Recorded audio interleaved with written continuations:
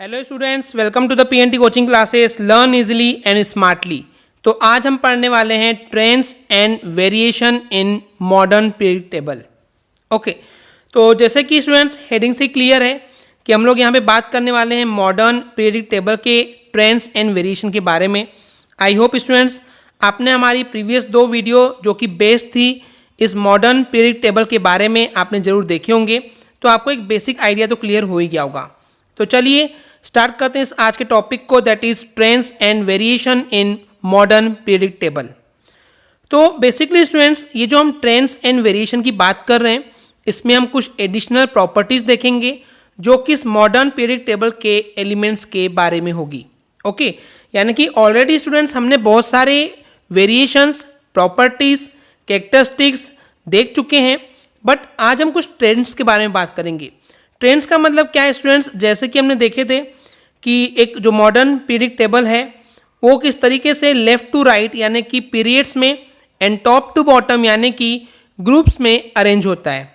Okay, तो जब हम बात कर रहे हैं यहाँ पे लेफ्ट टू राइट यानी कि जैसे कि स्टूडेंट्स आप डायग्राम में देख पा रहे हैं कि हम लोग अगर बोल रहे हैं कि लेफ्ट से राइट की तरफ जा रहे हैं इस मॉडर्न पीरियड टेबल में, तो उसको हम एक टेक्निकली नया वर्ड बोलने वाले हैं आपसे, that is across the period.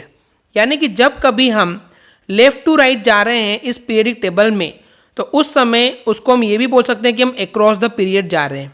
Okay, लेकिन वहीं पे अगर मान लीजिए इस मॉडर्न पीरियडिक टेबल में हम अगर ऊपर से नीचे की तरफ जा रहे हैं, तो उसको या तो डाउन द ग्रुप बोल सकते हैं या टॉप टू बॉटम भी बोल सकते हैं। ओके स्टूडेंट्स, आई होप इतना क्लियर हो गया होगा।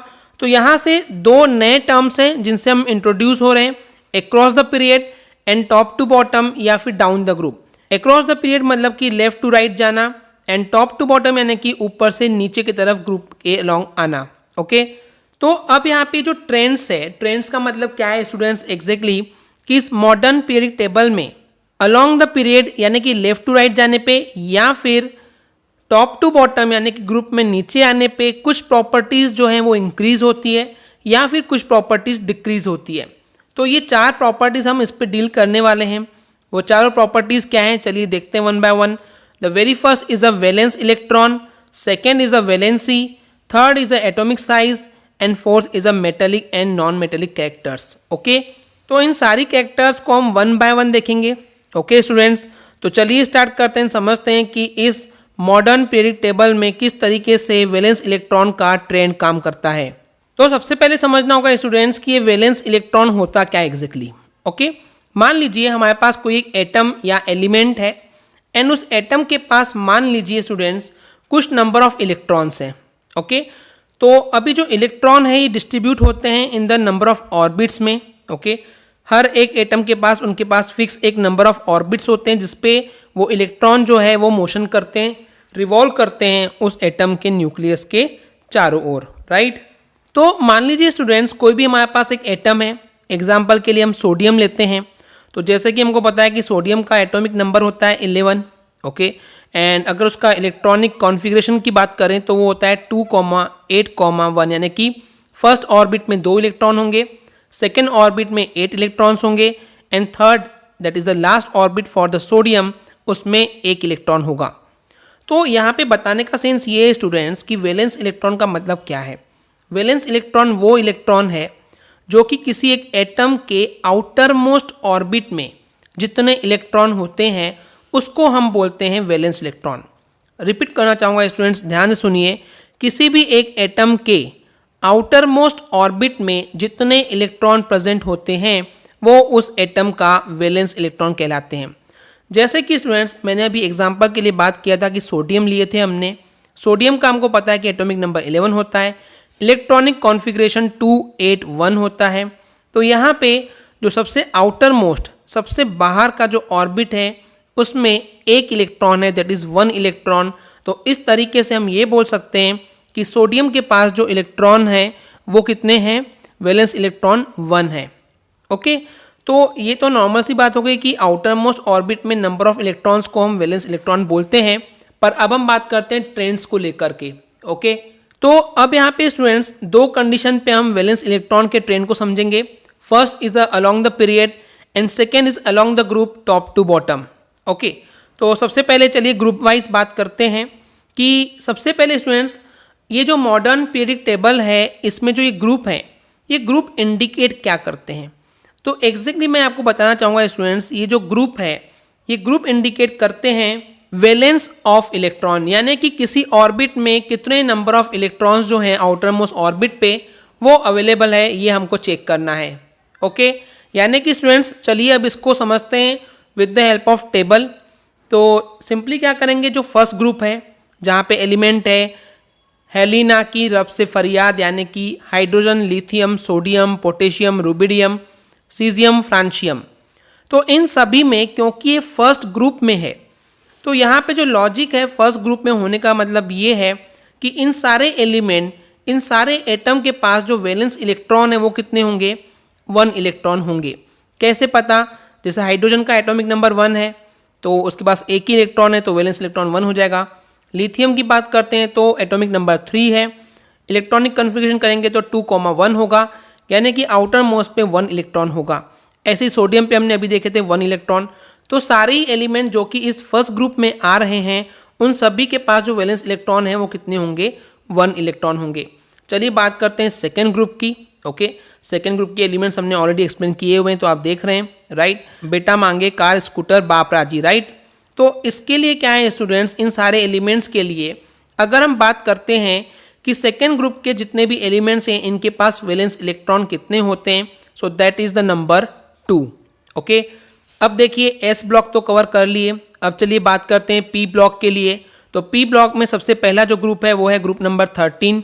ओके, अब यहाँ पे जो 13 ग्रुप है इसमें सबसे आउटर मोस्ट इलेक्ट्रॉन जो हैं, आउटर मोस्ट ऑर्बिट पे जो आपको नंबर ऑफ इलेक्ट्रॉन मिलेंगे वो है 3। ओके, तो 13 का आप 3 लास्ट डिजिट याद कर लीजिए। तो 13 ग्रुप के पास जो वैलेंस इलेक्ट्रॉन होते हैं वो होते हैं 3 इलेक्ट्रॉन। इसी तरीके से 14 ग्रुप के पास 4 इलेक्ट्रॉन, 15 ग्रुप के पास जितने भी एलिमेंट है उन सभी के पास 5 वैलेंस इलेक्ट्रॉन होंगे। 16 ग्रुप में सारे ही एलिमेंट जितने भी हैं वहाँ पे उन सभी के पास 6 वैलेंस इलेक्ट्रॉन होंगे। ग्रुप नंबर 17 में जितने भी एलिमेंट हैं उन सबके पास वैलेंस इलेक्ट्रॉन 7 होंगे।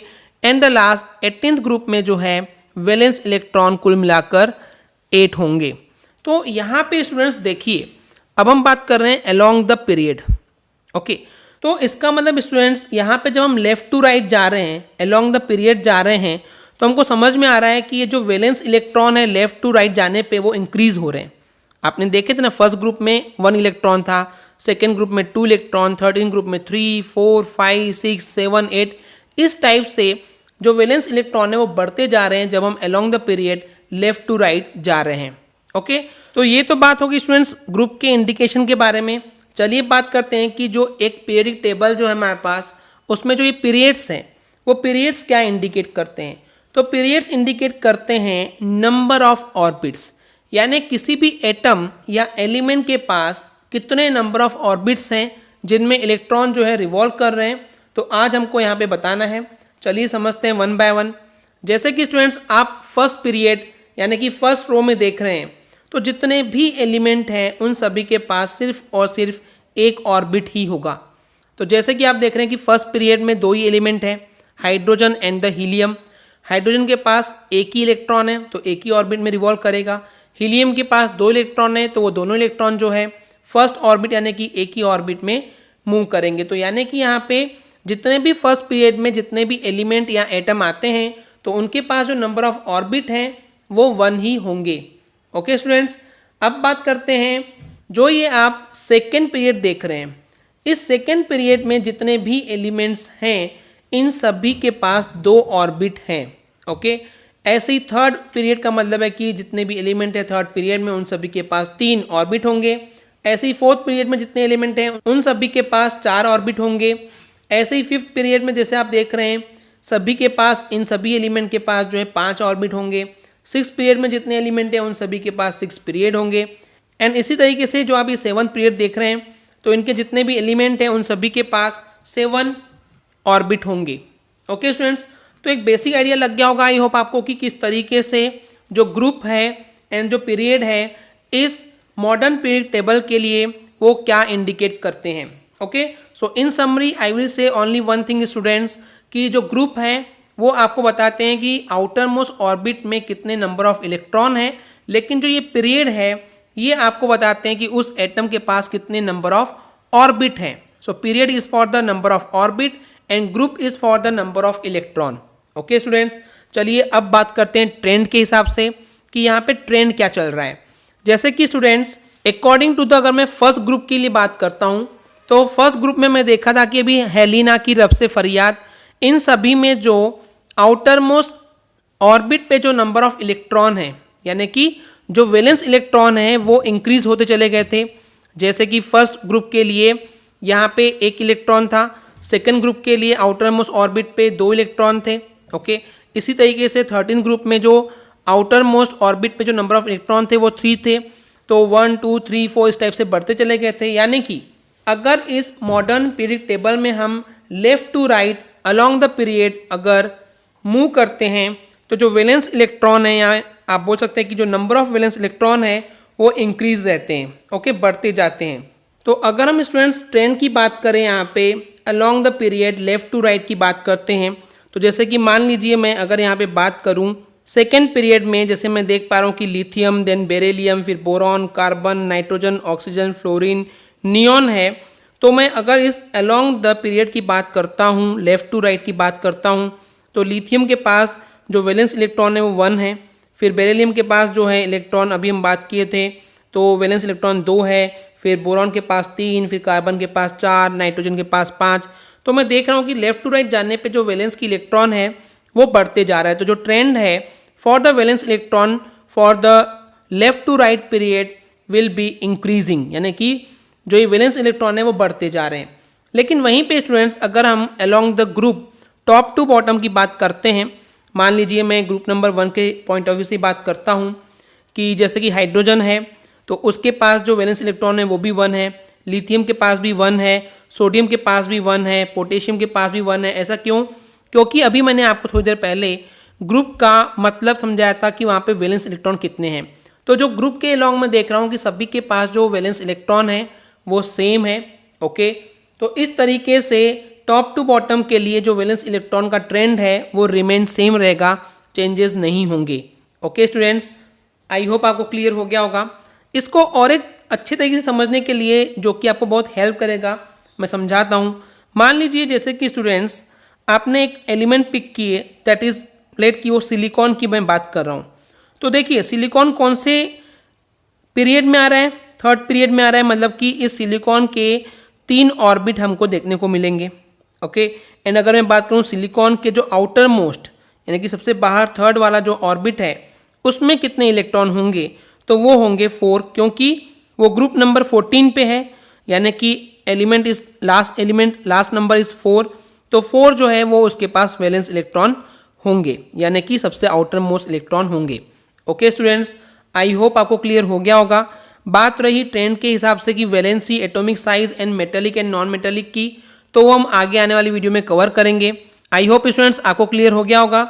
अगर आपको हमारी वीडियो से कुछ भी सीखने मिला या नॉलेज मिला तो प्लीज़ हमारे चैनल को सब्सक्राइब कीजिए एंड वीडियो को लाइक ज़रूर करें। आज के लिए इतना ही, थैंक यू।